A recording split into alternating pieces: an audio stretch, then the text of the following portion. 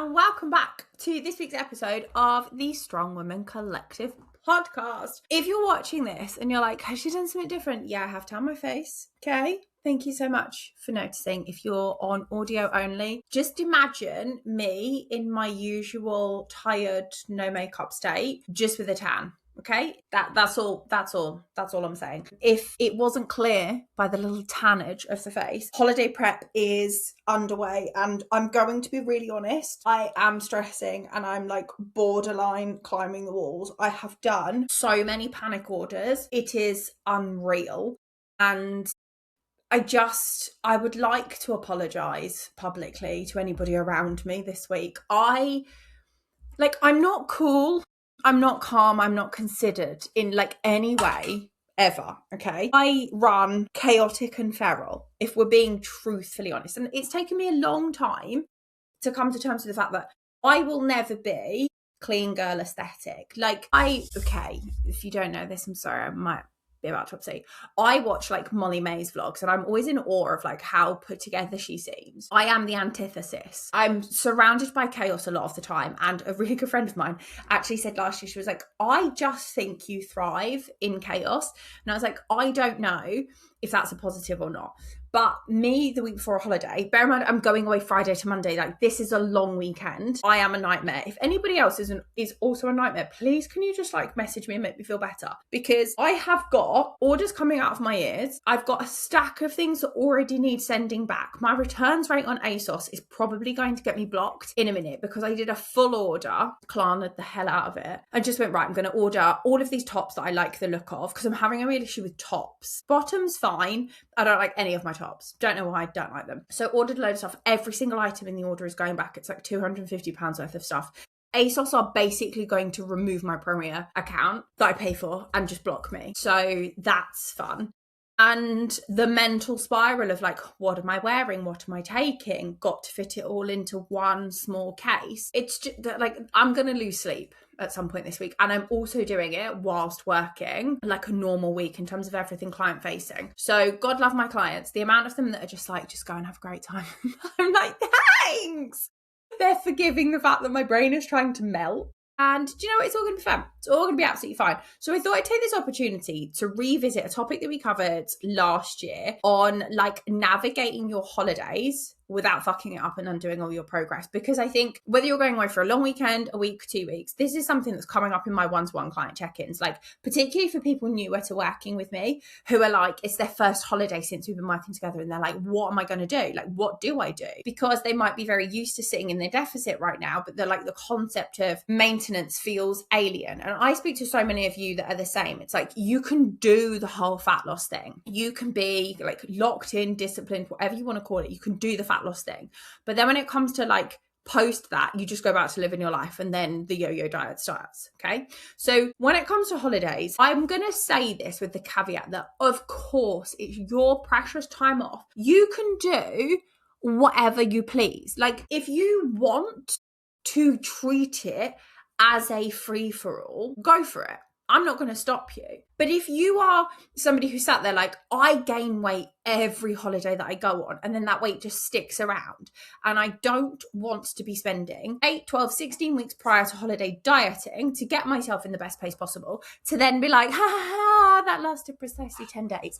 Or like halfway through your holiday, you're like, oh, I feel minging right now. Okay. This whole episode is within the realm of you going away, being more flexible, enjoying yourself, but not regaining a shit ton of weight. Okay. If you are like, I just want to go binge drink my way through my 10-day holiday or my 2-week holiday, I want to treat that all inclusive like it is, you know, an all you can eat buffet, then by all means, babe, go and do it. This is not the podcast for you, and I'm not going to convince you otherwise, right? Here's how I break it down. I break it down to pre-holiday, during holiday, and post-holiday. Okay. And I think there's 3 distinct kind of areas that we need to look at. With pre-holiday, I will always encourage you to finish your deficit several days to a week, if not 2 weeks, before you go away.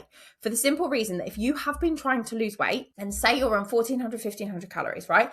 And we give you 1800, 1900 calories to play with. If you go from being in the UK or wherever you live in your normal life to going abroad where you're eating and drinking every day, your calorie intake is likely to be higher than that. Okay. So you almost can end up going straight from deficit to surplus with no middle ground. I also think it's a really good insight as to what maintenance life is going to look like when you're at home. Because if you've listened to episodes of this podcast before where I talk about maintenance and things like that, the bulk of the habits and the behaviors you do in fat loss need to stay for maintenance. Like, depending on your deficit, you've maybe been 300, 500, 700 calories of a deficit. That is not all of a sudden you turning around and completely changing everything you've eaten and drunk.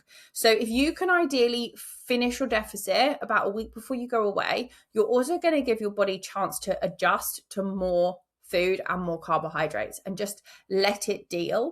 And I think it's often easier to do that when you're in a scenario where you're fully in control. You can get like your normal foods in, your hunger is going to drop, it's going to take the pressure off, but it's also going to have you going away feeling slightly calmer and less like, I got the restrictions over. From the minute you hit the airport, you're in the lounge guzzling, champagne and Prosecco like a mad woman. So if you can do that, great. If you're like, no, I'm running this right up to the wire, then treat your travel day as like day one of your maintenance day and try and emulate as many of your normal meals as you can. And I used to be your classic, get to the airport, I'd be having a beer. Once upon a time, I'd be having a beer and a brandy and Coke, but that's a whole other lifestyle away, right? I now don't drink at the airport, or rarely drink at the airport. Simple reason is actually that more often since we've moved to Manchester, I've flown on my own. So I went away with my mum, my cousin and my auntie last year. They're still in Kent, so they flew from Gatwick. I flew from Manchester by myself. And then I flew from there to Spain to meet my boyfriend, where again, I flew by myself. And this year I'm going away this time with the girls. They're all in Kent, so they're flying from Gatwick and I'm flying from Manchester by myself. So I have no interest in drinking in an airport at 5 a.m. on my own. I just can't be arsed. But also the fact for me is like, if I can hold out on anything like alcohol until I land and I get settled, I can save myself like half a day's worth of drinks. So I now personally choose to not drink up until the point I've landed like wherever I'm going and I'm settled. I am also quite neurotic when I'm flying. And if you don't know, I have a phobia of sick. So again, me flying on my own is like me spending the entire time panicking that the person next to me is going to vomit and I'm going to get covered in it. That's basically what is going to be going through my head through a whole 2.5 hour flight. Yes, I probably do need therapy. We'll deal with that another day. So like for me, being on a plane at the minute is a very like anxiety inducing scenario.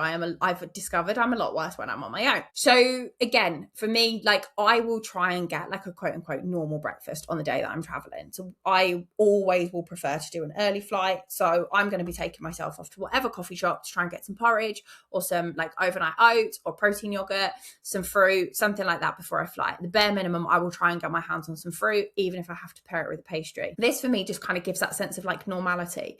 And again, if you've come straight off the back of a deficit, like it's literally finished the day before, you are going to be hungry. You are going to be depleted. You are going to want to start eating all of the food. But if you can just prolong it and be a bit more sensible throughout the time that you're flying, you just, again, give yourself a little bit of breathing room. When it comes to being on holiday, the biggest issues are going to arise when you think like maintenance calories are unlimited. And if you think most women will have maintenance calories of around 1,800 to 2,000, that can be blown on one meal out alone. If you have starter, main course, dessert, drinks, that can be 2,000 calories gone. So even if you think, oh, I could never possibly eat that much, you can and you will. But if you go into holiday thinking, I'm going to drink all of the food, drink all of the my God, drink all of the drink, eat all of the food. I'm going to lie down and basically be turned like a rotisserie chicken every half an hour to catch the sun. That's where you're going to have an issue because your energy expenditure is going to completely drop.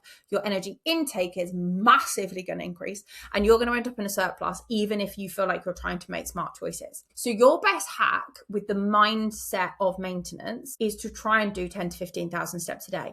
And you might go, oh God, here she fucking goes again talking about steps. but you will burn roughly 500 calories doing 10,000 steps. Actually not that much. Like if you think about it in the grand scheme, like it's not that much. So that's already going to increase your maintenance range. I will burn, say like on a total rest day, according to my aura, I will burn maybe 1,800 calories, like total rest day. So theoretically, if I do 10,000 steps, I've probably got 2,200 to 2,300 calories to play with. That's going to make a massive difference. Even if you just think that on alcohol.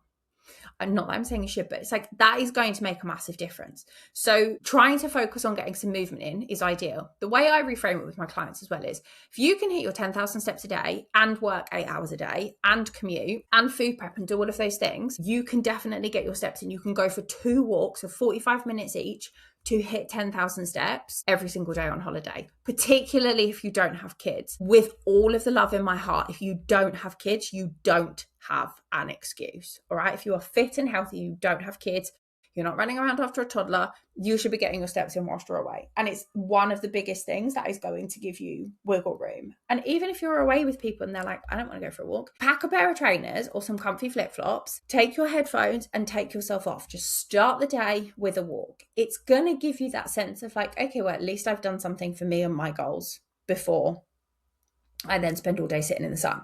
Because if you want to maintain over your week, 10 days, 2 weeks away, you cannot expect to put in all of the work for 8 to 12 weeks and then be done and do absolutely nothing whilst you're away. Yes, I know you want to relax. Yes, I know this is precious time off work, but you've got all of that time. You're getting 8 hours a day back that you're not working.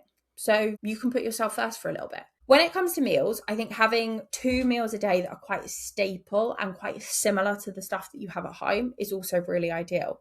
Like if you're somewhere like Greece or Spain or by the coast, like where they have like lovely grilled meats, veggies, salads, etc., it does make life, a lot easier. If you're in a hotel, a buffet breakfast in a hotel is legit one of my favorite things. Then keeping up some form of normality with like some yogurt, some fresh fruit, maybe a little bit of cereal, maybe some eggs for some extra protein, away and good, right? If you stay in a hotel and the only thing you go to get is the pastries and the cakes in the morning, please try and balance it out with something protein related and fruit related. Because otherwise, if you just go and get the pastries and the cakes, you could be 500, 600, 700 calories down already on stuff that's not going to keep you full. Then you're lying by the pool, you want a beer or you want a cocktail, you get your hands on some Lay's crisps. All of a sudden, it's calories, and all of a sudden, like no chance of maintenance. Okay, so trying to have 1 or 2 meals a day that are similar to the meals that you would have had at home, brilliant. I often have more of like a brunch approach. So I'll normally have breakfast kind of like if it's in a hotel, like as late as I can, as in if they do breakfast from like 7:30 to 10:30, I'll be in there at 10, 10:15. Partly because I also personally push my breakfast back in the morning anyway and don't really eat until about 10 o'clock. But for me, again, it just reduces that eating window. Whereas if I was eating breakfast at 7, I'd be hungry again by 10. And if you use it more as a bit of a brunch, number one, you can get away with it being slightly bigger. Number two, there's then less of a need for lunch, which again can just be a little bit smarter. If you're hungry, by all means eat. Maybe at lunch you prioritize something like chicken Caesar salad or chicken and grilled veggies. You keep it slightly pared back, knowing that dinner is your probable, like it's your more splurgy meal where you might share a starter or share a dessert. If there's something you've really got your eye on, you have a couple of drinks. This is a really nice way to think about balancing it. Again, balance is not 90% fun stuff, 10% towards your goals. Got to be a bit of give and take. So if you do want to maintain having 1 to 2 meals a day where they are a bit stripped back, they are a bit more simple, and then having just one meal that's a splurgy one is going to do you a massive favor. When it comes to alcohol, again, I think you have to be sensible, right? If you're somewhere it's an all-inclusive, it's really easy to get carried away with like the minute the bar opens at 11 a.m, you're like, yeah, let's have a beer, let's have a cocktail. I mean, depending on where you go, like the cocktails might be really weak, but they are probably going to be quite sugary. So again, it's just empty calories on top of empty calories on top of empty calories. Perhaps setting a time limit of like, I don't drink until after lunch. So it might be 2 o'clock. Again, it's just going to reduce that window of where you're having lots of high calorie alcoholic beverages. Plus the fact that alcohol lowers your inhibitions. It's going to increase your cravings for high carb, high fat, high sugar foods. To limit it, to peel it back a little bit is going to do you a massive favor. Make sure you're drinking plenty of water. If you want to train, go train. If you don't want to, it's absolutely not a problem. Like for some of you, like when I go abroad on a proper holiday, it's about the only time of the year that I don't really train. I train a lot over Christmas and New Year. I train through like birthdays, all of that stuff. So it's, for me, if I was booking a week's holiday, which I'm not, so fine, then I probably wouldn't train, because I would view it that I do enough of that during my day to day. But actually, if you struggle to get your training time in, or maybe you're like on holiday with the grandparents, so the kids have got a bit of childcare, you, and maybe you and your partner, just you and yourself, having an hour to yourself in the gym a day might actually be really great for getting you some decompression time. If that's the case, then that's absolutely awesome, right? But you don't have to train, but you do still have to think about what it is going to take to maintain it, and kind of picking that moderated approach. Even if it's not 80-20, it's 70-30, that's still better than treating it as a blowout free-for-all and expecting it to have absolutely zero consequences, because everything you eat and drink is going to have a consequence somewhere down the line. And if you're sat here like, I don't want to gain a load of weight that I will then struggle to lose, then you have to start thinking like this. And I know if it's the first year you've kind of been more aware and been more mindful, you might be like, this is boring. But it all depends on your priorities. I personally can go away, have a great time, have fun, having a little bit of a splurge on like local pastries and stuff like that, but also still choose to eat fruit and veg because I'm a grown-ass adult who actually really likes this stuff. So, there has to be a little bit of give and take. And in the politest way, you do have to treat yourself like an adult. Like, you do have to be an adult about this, because if you want to maintain everything you've worked for, and you might have just got yourself to a place where you feel incredible, if you still want to feel like that when you come home, you have to be willing to put the work in. And I think part of the problem is like, yes, we all want to relax. Okay, we all want that downtime, but we've somewhere normalized, for many of us, holidays as being like relaxing, as just lying down, eating, drinking on repeat, not moving, not giving a shit about anything else. And of course you can do that, but you are likely to gain weight, because you've also got to factor in, like, if you are in somewhere like an all-inclusive hotel, you are surrounded by abundance. Food is just not something you then ever have to go without. So if you're doing a self-catering holiday, you might be like, okay, well, some of these rules don't apply, because actually we're making loads of fresh salads and we're doing barbecues and we're not really buying loads of snacks. That's great. You might not have this problem. But if your holiday is very much like an all-inclusive style, you are going to have to step away from the buffet at some point, because otherwise you are not going to maintain, and then you will be coming home begging me to do a fat loss phase. When it comes to coming home, again, you might be like, I haven't even gone, you're talking about coming home. This is my approach to how to make it happen. Okay. Number one is order a food shop for delivery. Order it for either the night you get home or the first morning that you're back, depending on what time you fly. I do appreciate if your flight says you're going to get home at like 6 p.m., you don't want to be ordering a shop for 7 p.m. just in case it is delayed. Making sure that you've got some bits in the freezer can be helpful. And then like if there's a supermarket near you, or like something in your airport where you can just grab some milk, some fruit, some cereal, some bread or whatever to tide you over, again, going to be really helpful to kind of get through the first morning. But make sure you order your food shop, or you get your food shop done ASAP. The reason I say order is because I love you all, right? I get sick of adults coming to me being like, I haven't had time to do the food shop. If you haven't had time to do the food shop, get it ordered. Like, you literally only have to order it a couple of days ahead of time, and all the major supermarkets will deliver. Yes, I know it's annoying if you shop at Aldi, but if it's a one-off shop where you have to go to like Tesco or Asda or Sainsbury's or Morrison's or whatever, it's going to be worth it, because again, there's no right time to come back to normal life. Okay, nobody wants to do that. Everybody has the holiday blues and everybody wants to stay in holiday mode. But if you've got goals and you want to get back into your game plan of maintaining, get your food shop ordered or get it done as a number one priority. None of this like, oh, I've been home for 3 days and I haven't been to the shop bullshit. Everyone's got some form of Tesco Express or like mini supermarket near them somewhere. Yes, it might be a little bit inconvenient, but genuinely, the sooner you get it done, the better it's going to be, because you're an adult. Okay, plan your meals, plan your training in, maybe sit in the airport or on the plane on the way home and plan out your next few days. This means you're coming home knowing exactly what you're going back to. And like, if you work with me, I'm not going to expect you to come straight back off holiday and snap back into deficit mode. I will always say, let's take a couple of days to get your routine back in order. So get back to sleep at a good time, prioritize your water, skip out the alcohol, get protein and veg back at the top of the priority tree. Basically pick up from where you left off. Then we can start looking at reducing calories. But getting back into it as soon as possible is going to give you the best shot of like normality. Sometimes I get hit with, I'm just going to take a few days to ease myself back in. I think this is completely the wrong attitude to take, because all it does is prolong the fuck it, I'm on holiday mode, and you're not, you're back home. So start as you mean to go on, because I mean, to do like all of the cliche shit, there's no right time. So the sooner you do it, I also think there's an element where it's like the less of the shit transition, the less you're miserable, because you're like, okay, well, this is just back to me doing, you know, what I need to do. After that point, it depends on like what your goals are. And this is where thinking about it ahead of time is going to be super helpful. Is it that you're going into longer term maintenance? Or are you going back into fat loss? A lot of you will probably turn around and be like, I want to just focus on maintenance because I've been dieting since post-Christmas and I want a bit of time to just hold steady and kind of do this in my normal day-to-day life. This is particularly important if you always are a yo-yoer. You want to spend as much time in maintenance as you possibly can. So you need to then focus on, come back to tracking towards your maintenance calories, pay attention to other scales moving, get back into your training, get back to your progressive overload, do your steps, keep your cardio in, and all of that kind of stuff. Because maintenance isn't a cop-out. The diet is not the end of the process. And if you are somebody who does fat loss diets and then goes on holiday and then just cracks on with normal life up until the point you want to do a fat loss diet again, this is probably why you're spending a lot of time losing and regaining the same 5 to 8 kilos over and over again. If you've come back off holiday and the scales are up, give it a week or so of just, excuse me, apparently I've now developed the hiccups. Give it a week or so of just getting back into your normal routine. Yes, there will be people being like, if you've gained weight on holiday, you need to come back into a deficit. You can, but start with a couple of days back on